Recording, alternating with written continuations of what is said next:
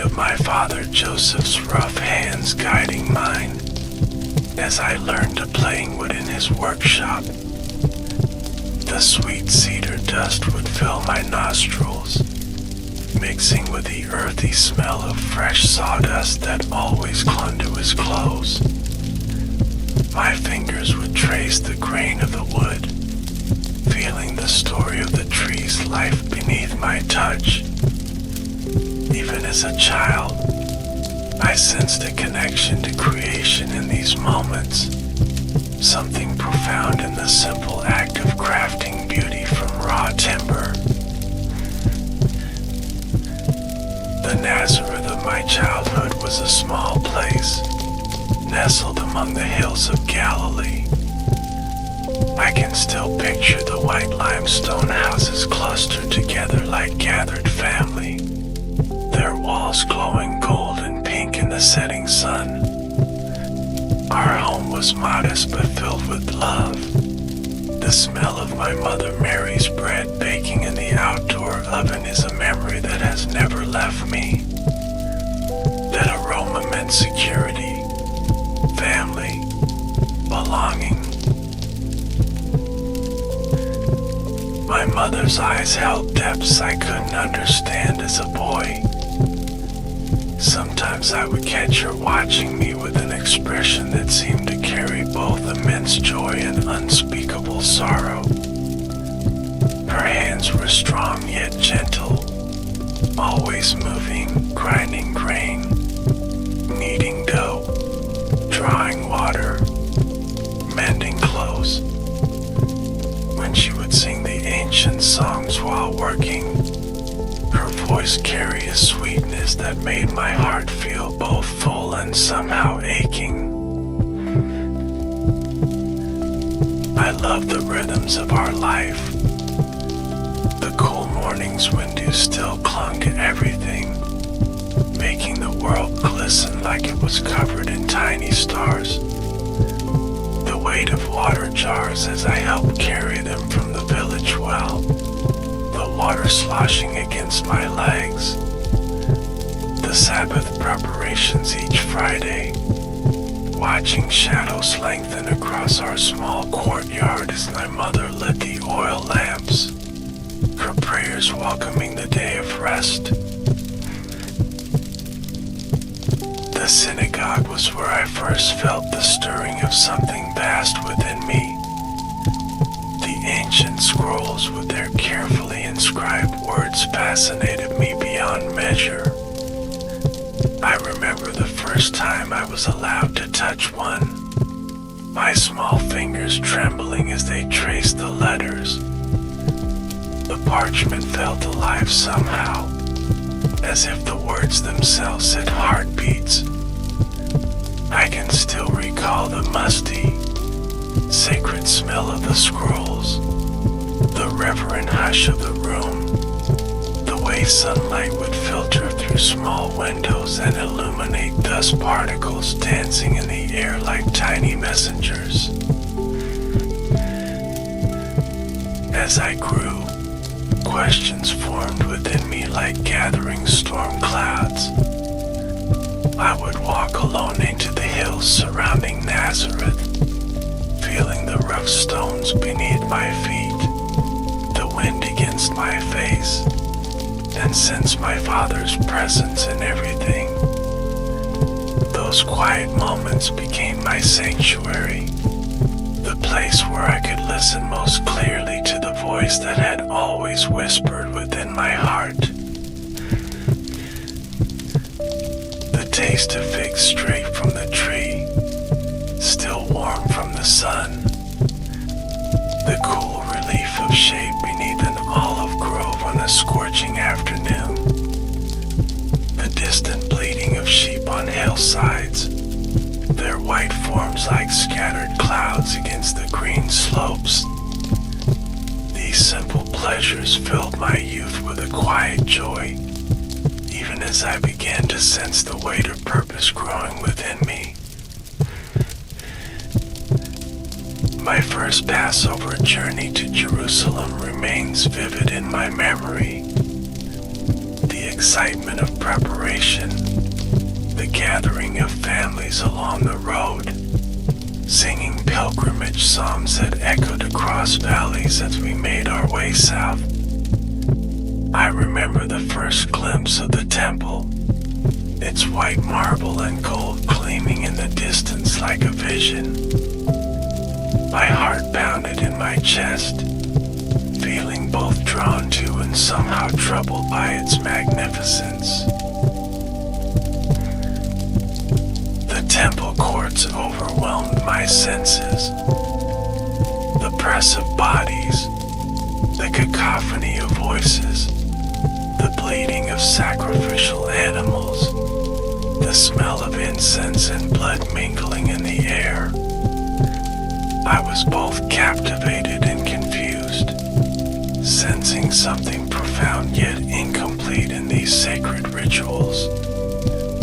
The teachers I encountered there seemed surprised by my questions, but I couldn't contain the thoughts that bubbled up from somewhere deep within me. When my parents finally found me after days of searching, my mother's face showed such relief mixed with something like fear. "Child, why have you treated us like this?" she asked, her voice trembling slightly. I remember feeling torn between the pull of her love and the growing sense of another claim upon my life. "Didn't you know I had to be in my father's house?" I replied, the words coming from a place I didn't fully understand myself. The years that followed were quiet ones. My hands grew stronger, learning the carpenter's craft from Joseph. I came to love the satisfaction of creating useful things, the way a table could bring family together, how a carefully crafted yoke could ease a farmer's burden. These simple acts of creation and service filled me with purpose, yet beneath them ran a deeper current, a knowing that my time in Nazareth was preparation for something else. When Joseph died, I felt the weight of responsibility settle on my shoulders. The grief in my mother's eyes mirrored my own, yet she carried her sorrow with quiet dignity. I stayed to provide for her and our family, working wood with hands that increasingly dreamed of different work. At night, I would often sit on the roof of our home, watching stars pierce the darkness, feeling both infinitely small and yet somehow connected to their vast brilliance. I began to feel a restlessness in my spirit, like a gathering storm on the horizon. Stories reached us of a wild prophet preaching in the wilderness, my cousin John, calling people to renewal and preparation. Something in his message resonated deep within me, echoing the voice that had been growing stronger in my heart through years of quiet contemplation. The day I told my mother I needed to leave was harder than I had imagined. She looked at me with eyes that had always seen more than others could see. "It's time, isn't it?" she asked simply. I nodded, unable to express the mixture of certainty and apprehension that filled me. She took my face in her hands, the hands that had cradled me as an infant, and simply said, "I have always known this day would come." In her eyes I saw both release and trust, and it gave me the strength to turn toward the path that called me. The journey to the Jordan where John was baptizing felt like walking toward a threshold I had been approaching my entire life. The hot dust of the road beneath my feet, the whisper of wind through reeds, the gradual gathering of pilgrims all seeking something they couldn't quite name. These sensations remain clear in my memory. I walked mostly in silence, aware that each step was taking me from the life I had known towards something for which there was no map. When I first saw John, thin and weathered by the wilderness, his eyes burning with prophetic fire, something resonated between us like two strings tuned at the same note. He looked at me with recognition that went beyond our family connection. I stood listening as he called out for repentance, his voice rough but compelling, cutting through pretense like the sharp edge of a blade. The water of the Jordan was cool against my skin as I waded toward him. I could feel the river's current pushing against my legs, like life itself flowing past. When John hesitated to baptize me, I understood his confusion. Something passed between us, a silent recognition of roles and purposes beyond our full comprehension. Let it be so now, I told him, feeling the rightness of this moment, this symbolic beginning. The moment the waters closed over me, then released me back to air, something extraordinary had happened. It was as though the boundary between heaven and earth temporarily dissolved. I felt embraced by pure love, affirmed in my deepest identity. This is my son, whom I love. With him I am well pleased. The voice resonated not just around me but within me, as if every cell of my body recognized and responded to its source. That affirmation carried me into the wilderness, where I felt drawn by an irresistible need for solitude and clarity. The harsh landscape matched my inner state, stripped bare, essential, exposed to elements both physical and spiritual. The hunger that gradually overtook my body seemed almost welcome, clarifying my thoughts, honing my awareness to a sharp edge.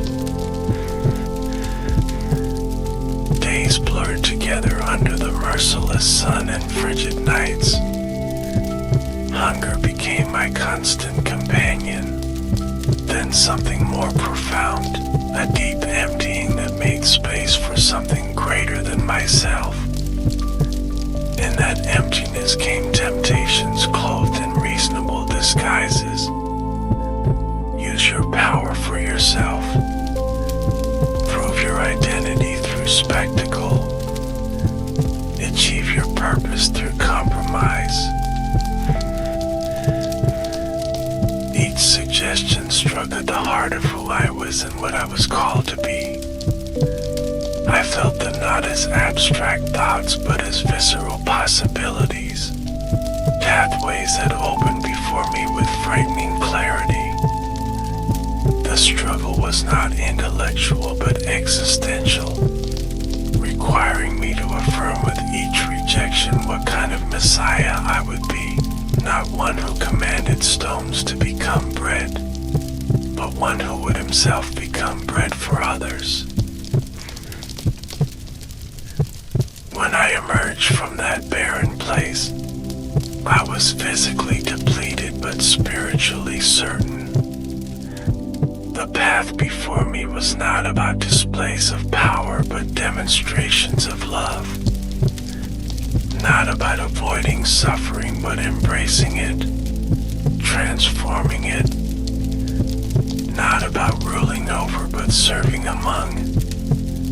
These truths were written not just in my mind but in my very flesh, tempered by hunger, solitude, and the starry dome of wilderness nights. The day I returned to Galilee, something had changed. I could feel it in myself and see it in how others responded to me. It was as though I had crossed some invisible line, stepping fully into the current of my purpose. The first men who chose to follow me did so with a readiness that both surprised and moved me. In their eyes I saw hunger for something authentic, something that spoke to the deepest places of their hearts. Simon, who I would call Peter, remains so vivid in my memory. His weathered fisherman's hands, the smell of fish and lake water that clung to his clothes, the direct way he looked at you, assessing, questioning. His brother Andrew had a quieter strength, a steadiness that balanced Peter's impulsiveness. James and John with their fiery temperaments, so passionate they sometimes frightened themselves. I loved them immediately, seeing both who they were and who they could become. Those early days traveling around Galilee hold some of my most treasured memories. The way morning mist would hover over the lake at dawn as we pushed boats out into the water. The meals shared in homes that opened to us. Simple food made sacred by fellowship. The faces of those who gathered to listen, weather-beaten farmers, anxious mothers, curious children, skeptical elders, each one carrying stories, wounds, and hopes I could feel almost as tangibly as physical touch. I remember the first time I spoke in my hometown synagogue. The familiar smell of the place, the faces I had known since childhood now looking at me with curiosity and growing discomfort. Reading Isaiah's words about good news for the poor, I could feel them resonating in my chest like they were my own heartbeat. Today this scripture is fulfilled in your hearing, I told them, watching confusion, then anger transformed faces I had known all my life. The rejection hurt more than I had anticipated. To be dismissed by strangers was one thing, but to see doubt and scorn in the eyes of those who had watched me grow was a particular kind of pain. "Isn't this Joseph's son?" they asked, their familiar voices now edged with suspicion. I felt the weight of their limited perception, their inability to see beyond what they thought they knew. It was my first taste of a loneliness that would become increasingly familiar. But there were moments of such joy they seemed to burst the boundaries of ordinary experience. Teaching by the lake shore, watching understanding dawn in someone's eyes like sunrise over water, feeling power flow through me when someone reached out in desperate faith, their bodies healing under my touch, the laughter around evening fires, my disciples' faces glowing in the firelight as they argued, questioned, and gradually began to glimpse what I was trying to show them. I loved teaching through stories, drawing on the everyday world people knew, seeds and soil, lamps and treasures, sheep and coins. I could see how these images bypass people's defenses, planting understanding in places their conscious minds might have rejected. The excitement of watching someone grasp what the kingdom was truly like, their eyes widening with recognition. These were moments of pure connection that nourished me in ways food could not. The woman at the well in Samaria remains clear in my memory. The scorching midday heat, the cool stone of the well, the surprise in her eyes when I spoke to her. I saw how shame had shaped her life, keeping her isolated, drawing water when others wouldn't be around. Her defenses were like walls built stone by stone over years, but her thirst for something true was stronger. When she realized I saw her completely, yet offered living water instead of judgment, the transformation in her face was like watching flowers bloom in fast motion. Not everyone responded with such openness. I began to understand that my words and actions were like light that caused some to see more clearly and others to shield their eyes. To religious leaders, growing hostility was evident in their narrowed gazes, their carefully constructed questions designed to trap rather than understand. I could feel the weight of their observation, the way they cataloged every perceived transgression of their traditions. Their opposition revealed something important. Truth doesn't always unite. Sometimes it divides. Not because division is its purpose, but because response to truth reveals what lies in human hearts. I never sought conflict, yet found it unavoidable when love confronted systems that oppressed and excluded. Each healing on the Sabbath, each meal with those deemed unclean, each challenge to hollow religiosity was a deliberate choice to demonstrate what God's kingdom truly valued. There were days when the constant press of need nearly overwhelmed me.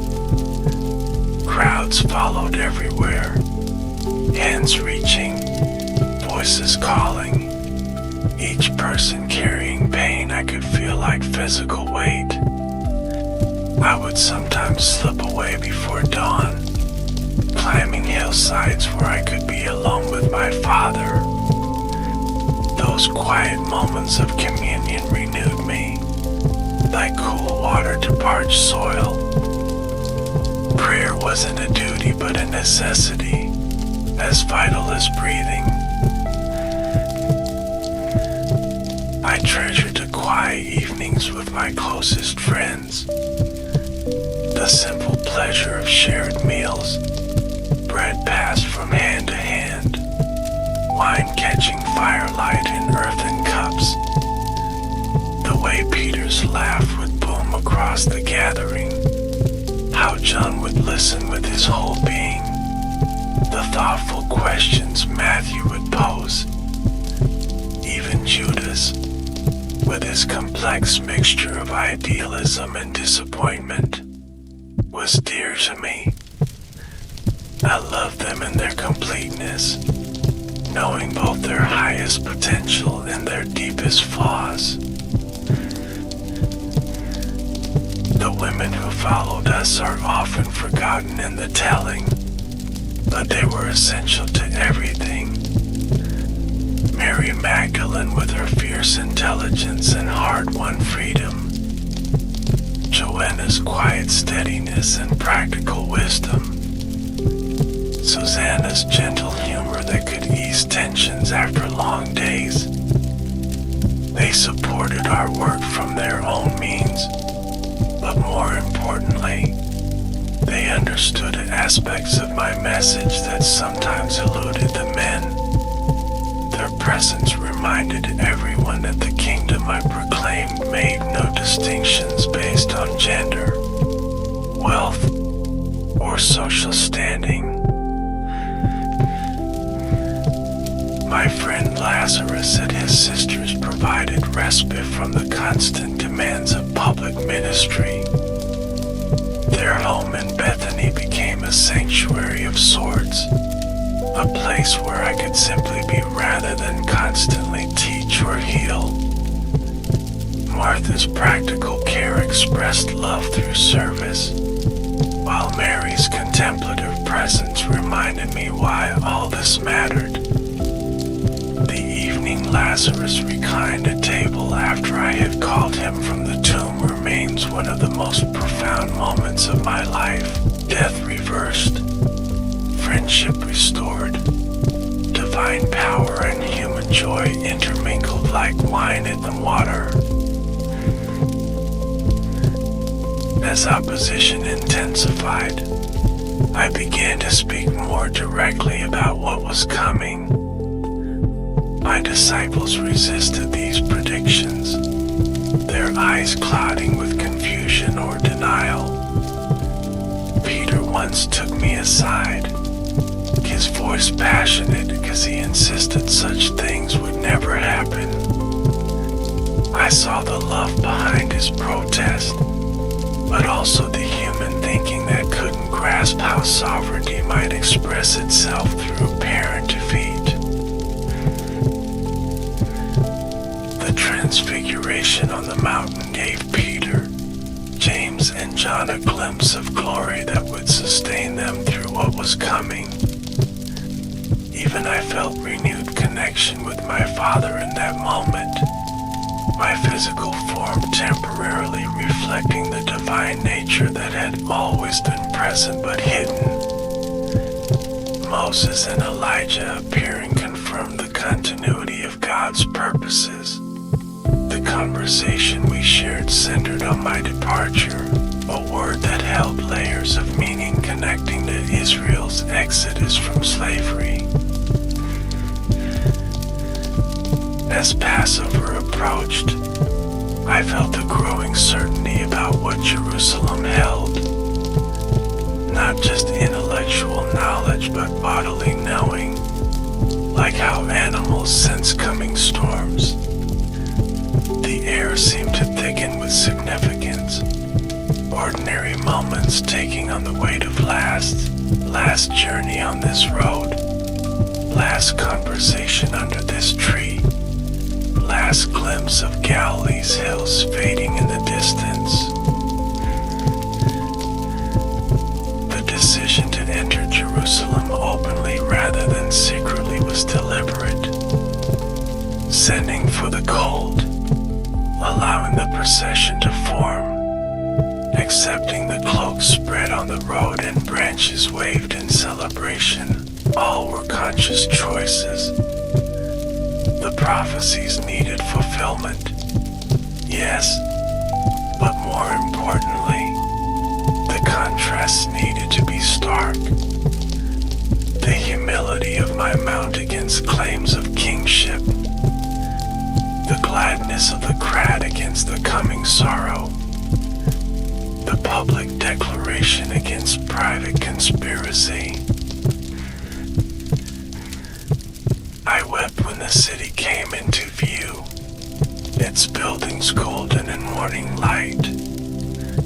The tears came suddenly, surprising even me with their intensity. I saw not just a physical city, but its history and future simultaneously. Covenant promises, prophetic warnings, the destruction that would come within a generation.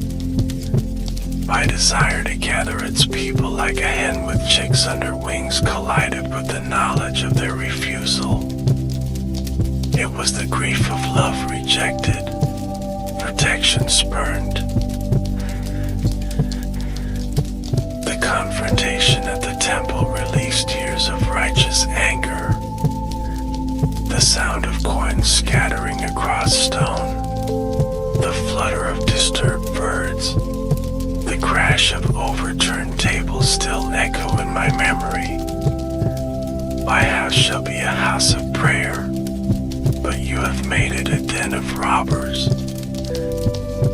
words erupted from somewhere deep within me, connecting present corruption with ancient prophetic condemnation. I felt the temple as it should be and as it was, the gulf between them igniting my actions. I knew this would accelerate the authorities' plans against me. The temple was not just religious space but political power, economic system, social hierarchy. My challenge was comprehensive, striking at the heart of arrangements that benefited many at the expense of the vulnerable. In the faces of the chief priests and elders who confronted me afterward, I saw not just anger but fear, the desperate defensiveness of those who sensed their foundations crumbling. Those final days in Jerusalem had a crystalline quality, like time itself had become more concentrated. Teaching daily in the temple courts, I felt both urgency and strange peace. Each parable, each response to challenges, each warning about coming judgment was delivered with complete clarity about who I was and why I had come.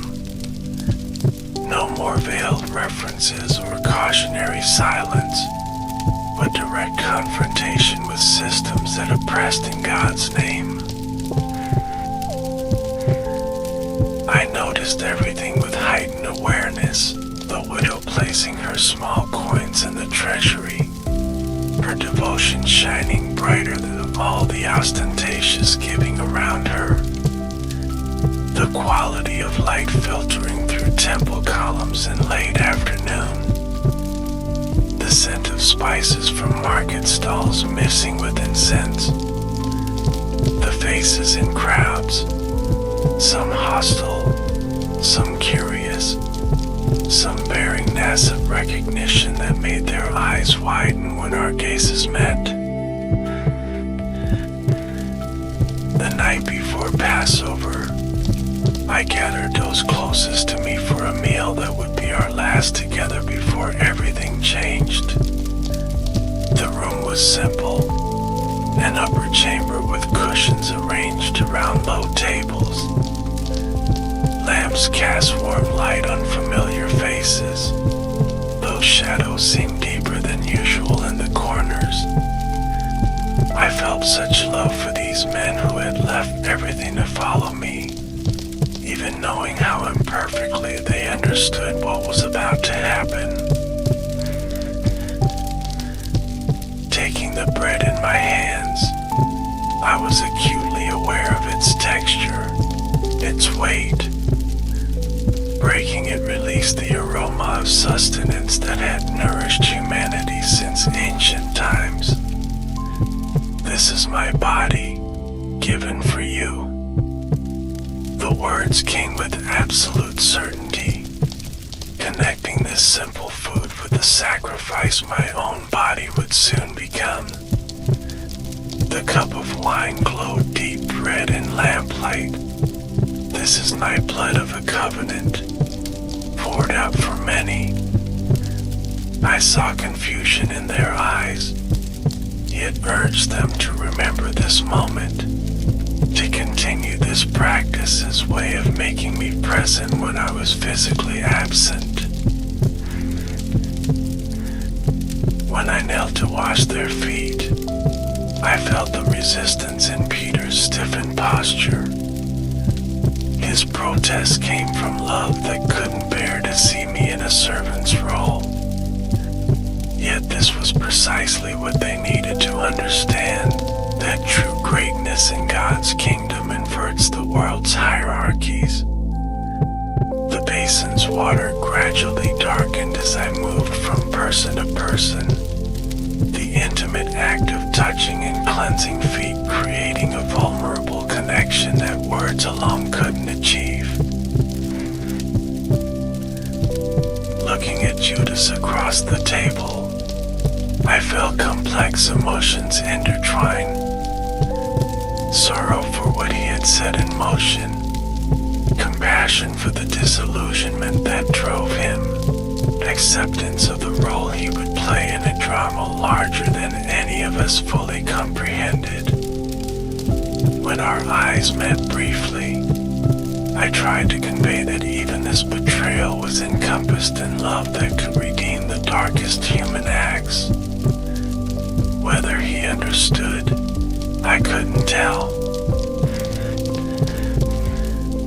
After the meal, walking to Gethsemane under a rising full moon, I felt simultaneous connection to everything around me in growing isolation. The disciples' muted conversations behind me, the night birds calling, the silver-touched olive leaves stirring in gentle breeze, all seemed both intensely present and somehow distant. I was beginning to enter a solitude no human companionship could penetrate. The garden's familiar contours welcomed us, its ancient olive trees like sentinels keeping watch. I asked most of the group to wait, taking only Peter, James, and John deeper into the shadows. The weight that had been gathering in my spirit suddenly intensified, becoming almost unbearable. My soul is overwhelmed with sorrow to the point of death, I told them, the words inadequate for the spiritual anguish beginning to engulf me. Moving a stone's throw away to pray, I felt the first waves of what was coming. Not just physical pain, but something far worse, the prospect of separation from my Father, the one constant in my existence. The horror of bearing sin I had never committed, becoming what I had always opposed. My body responded with physical rebellion, sweat forming like blood drops on my skin. Father, if it is possible, let this cup pass from me. The prayer erupted from depths of genuine human fear.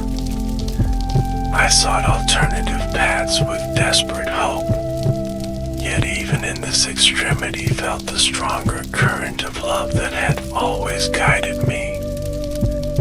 Yet not as I will, but as you will. Surrendering to this deeper purpose wasn't a single decision, but a moment-by-moment choosing. Each breath a recommitment to love's costliest expression.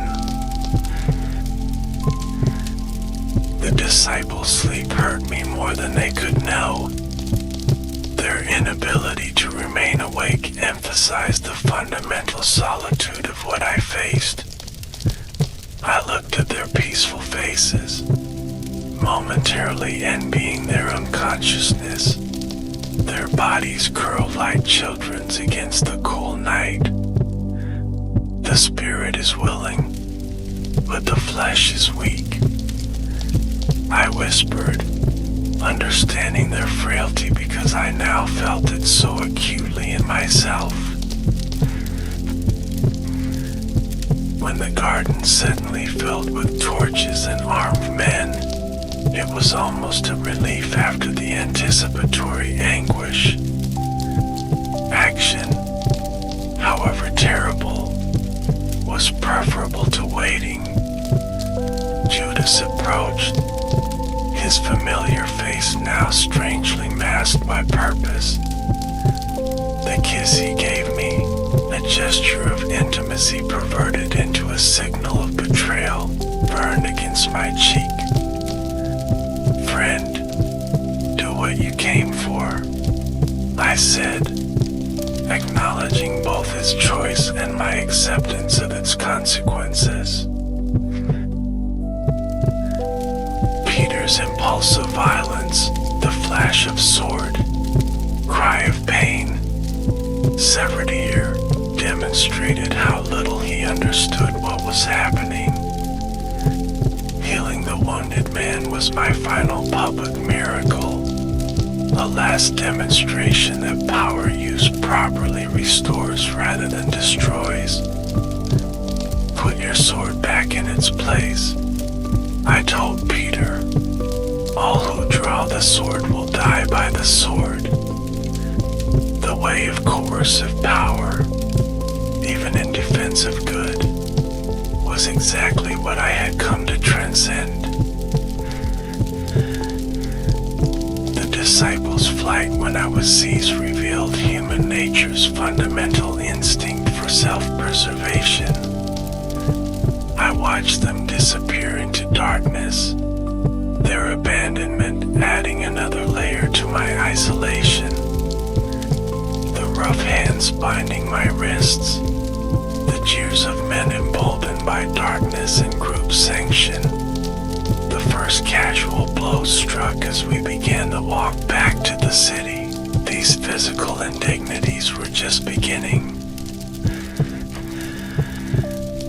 The high priest's courtyard was cold, the hastily assembled Sanhedrin members showing varying degrees of discomfort with the irregular proceedings. Some faces registered genuine concern about blasphemy, others barely concealed political calculation. The confusion of contradictory testimonies might have been comical in another context. Witnesses unable to align their accusations despite obvious coaching. When Caiaphas finally demanded directly, "Tell us if you are the Messiah, the Son of God," the room fell silent. I knew my answer would provide the legal justification they sought. Yet truth required acknowledgement, even knowing its consequences. "You have said so," I replied, adding words about the Son of Man coming on clouds that connected my identity to Daniel's ancient vision. The high priest's theatrical rending of garments confirmed he understood exactly what I was claiming. Through a window, I caught momentary glimpse of Peter in the courtyard, warming himself by a fire. Our eyes met briefly after his third denial, the crowing rooster punctuating his broken promise. The look of horrified recognition on his face as memory returned contained such profound remorse that I wished I could comfort him. Assure him this failure wasn't the end of his story. The Roman governor Pilate regarded me with wary cynicism. His eyes held the boredom of a man who had seen too many religious disputes twisted into political accusations. "Are you the king of the Jews?" he asked, less interested in my answer than in concluding this irritating interruption to his morning. I saw how trapped he was in his own way, bound by political calculation, fear of superiors, need to maintain control over a volatile province. His surprise at my limited responses was evident. Most prisoners pleaded, bargained, defended themselves vigorously.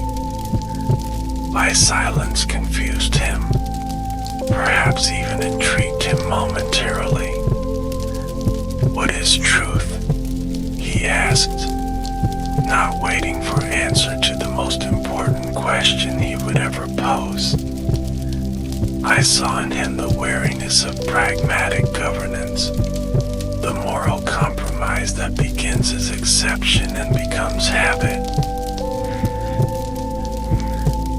The scourging was designed to break both body and spirit. Each lash laid open flesh in precise, practiced strokes. The soldier encounters were neither particularly cruel nor kind, simply men doing their assigned task with professional detachment. I focused on individual breaths. Each inhale and exhale a conscious choice to remain present rather than flee mentally from unbearable sensation. The mocking that followed held the carnival atmosphere. The crown of thorns pressed into my scalp, sending rivulets of blood down my face. The purple robe thrown around my shoulders, sticky against open wounds. The reed scepter placed in my hand, then used to strike my head. "Hail, King of the Jews," they shouted between laughter, their faces animated by the strange pleasure humans sometimes take in others' humiliation. When Pilate presented me to the crowd, I could barely stand. Blood and sweat had partially blinded me, but I could see the sea of faces, some the same ones that had welcomed me days earlier. Their chant of "Crucify Him" came in rhythmic waves, the kind of group contagion that transforms individual people into something collective and primal. Pilate's ceremonial washing of hands struck me as both pitiful and revealing, the eternal human attempt to evade responsibility for choices with consequences too heavy to bear. The crossbeam was rough against my shredded back as they placed it across my shoulders. Its weight pressed me toward earth with each step through Jerusalem's streets. I focused on the feel of cobblestones beneath my feet, the texture of wood against my skin, the faces in the crowd that blurred between jeers and weeping. When I fell, the sudden impact of stone against already traumatized flesh produced a clarity of pain that momentarily overwhelmed consciousness. Simon of Cyrene's unwilling assistance was initially given with resentment, his festival visit interrupted by Roman coercion. I felt gratitude for his strength, even as I sensed his confusion at being drawn into the spectacle. Our eyes met briefly as he took the weight, something passing between us that transcended words. Years later, he would understand what privilege had been disguised as burden. The women of Jerusalem who wept along the route touched me deeply. Their compassion shone like light in darkness. Even in my extremity, I felt concern for what they and their children would face in coming years. Daughters of Jerusalem, do not weep for me, but for yourselves and your children.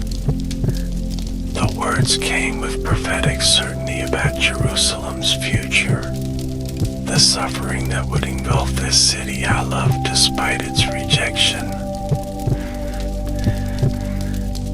At Golgotha, the place of execution, the smell hit me first. Death and decay mingled with bodily wastes. The ground itself seemed saturated with suffering. The offered wine mixed with myrrh would have dulled awareness, but I declined.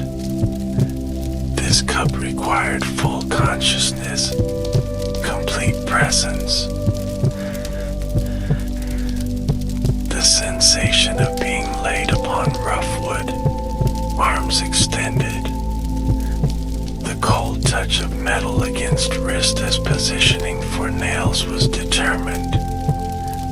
The sudden, white-hot explosion of pain and iron-penetrated flesh, tendon, bone. The same repeated efficiency at the other wrist, then feet.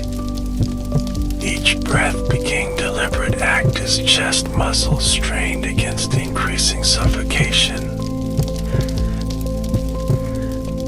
The vertical lift as cross was raised produced wave of pain beyond description. For moments, everything narrowed to physical sensation alone. Then awareness expanded again, the sky overhead, the faces below, the two others suffering similar fate nearby. Father, forgive them, for they do not know what they are doing. The prayer came not from duty but from genuine compassion for all caught in systems that demanded such moments. Time altered strangely, stretching and compressing. Moments of excruciating clarity interspersed with merciful mental haze. I became aware of my mother standing near, her face a study in contained anguish. John beside her, providing silent support. Woman, here is your son. I managed between labored breaths. Bandage on, here is your mother. Even in extremity, love expressed itself in practical provision. The thief's unexpected faith provided moment of connection amid isolation. Remember me when you come into your kingdom, he gasped.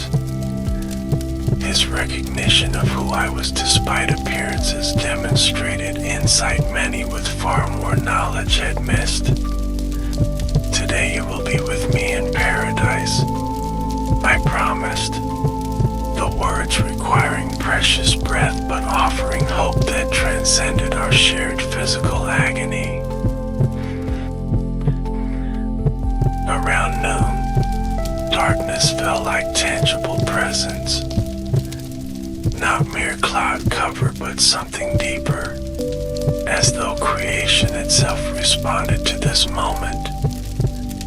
Then came the worst, the sense of my father's presence, always my constant, beginning to withdraw. The spiritual desolation exceeded physical torment by a measurable degree. My God, why have you forsaken me? The anguish cry came from depths where theology met experience, where abstract became unbearably concrete. I was becoming sin itself, bearing what I had never committed, experiencing separation I had never known. The perfect communion that had defined my existence now ruptured as judgment fell not on humanity but on me instead. This was the cup I had accepted in Gethsemane, its contents more bitter than I could have imagined. As life ebbed, a profound clarity emerged from suffering's fog. It is finished, I declared, the words holding layers of meaning beyond simple physical death. Ancient prophecies fulfilled, sacrifice completed, debt settled, bridge constructed. Father, into your hands I commit my spirit. With final surrender, I released my grasp on physical existence, trusting that darkness was temporary, that Sunday would follow Friday, that death itself would prove penultimate rather than ultimate. What followed exists beyond normal human language or conception. Death was not unconsciousness but heightened awareness. I was simultaneously present with my father, yet also also accomplishing mysterious work as death's unwilling realm received its first truly innocent victim.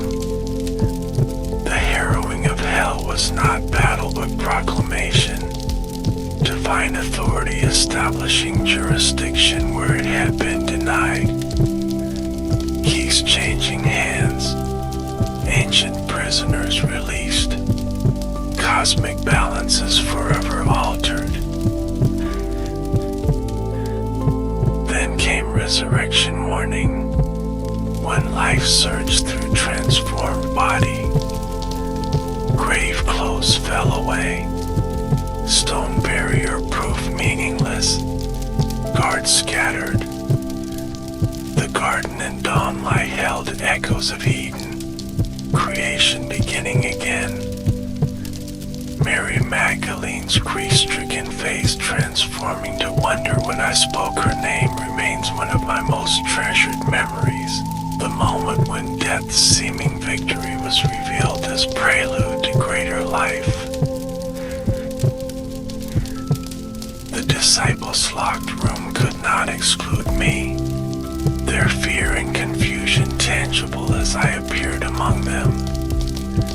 Peace be with you, I offered, watching incredulity. Then joy transformed their expressions. Thomas's doubt was not weakness but honesty, his fingers trembling as they touched healed wounds. This collapse into worship coming from depths previously unimagined. My Lord and my God, he whispered, grasping perhaps more than any other what resurrection truly meant. The walk to Emmaus with Cleopas and his companion allowed gradual revelation. Their downcast faces as they shared their disappointed hopes, not recognizing who walked beside them. The patient explanation connecting scripture's parts into coherent whole. Then the moment of recognition and bread blessed and broken, their eyes widening as perception shifted. Were not our hearts burning within us? They asked each other afterward, recognizing that truth registers in places deeper than intellect alone. Breakfast by Galilee's shore, fish cooking over coals, brought completion to Peter's story. His triple denial needed triple affirmation of love. The restoration as public as the failure had been. Feed my sheep, I charged him, watching confidence return to his posture, seeing future strength emerge from acknowledged weakness. The prediction of his own eventual martyrdom was not punishment but privilege, the ultimate participation in my path of sacrificial love. Those 40 days between resurrection and ascension held strange quality. I existed between worlds, demonstrating transformed physicality while preparing followers for my physical absence. Eating, drinking, teaching, yet also appearing and disappearing in ways that transcended normal constraints. Every encounter was preparation, every conversation investment in what would soon become their independent mission. The final gathering on Mount Olivet mingled commissioning with farewell. All authority in heaven and on earth has been given to me, I told them. The scope was deliberately universal. All nations, all teaching, all obedience. Their wide eyes reflected dawning comprehension of how their small band would become global movement. The promise of ongoing presence, I am with you always, to the very end of the age, offering offered necessary assurance for a task that would otherwise seem impossible. As I was taken up, their upturned faces registered wonder mixed with nascent understanding. My ascension was not departure but transition, expansion rather than absence. What followed at Pentecost would demonstrate an emotive presence, fulfilling ancient promise of God dwelling not in buildings but in people. My spirit poured out, not as concept but as living presence, empowering ordinary humans for extraordinary purpose. Now I watch the unfolding story, centuries of stumbling progress as my followers alternately grasp and miss the revolutionary implications of what began in Palestine. I see both the institution that bears my name and the authentic movement that flows beneath official structures. The tendency to make complicated what I made simple, to create rules where I created freedom, to build barriers where I built bridges requires constant correction. Yet the core message continues spreading, transforming lives with same power that raised me from death. My deepest desire remains unchanged, that all would know the Father as I know Him. That love would replace fear, compassion would overcome judgment, reconciliation would heal division. The kingdom I announce continues growing like mustard seed, sometimes visible, sometimes hidden. My return will bring completion, revealing what has been present all along beneath surface appearances. Until then, my words remain invitation and promise. Come to me, all you who are weary and burdened, and I will give you rest.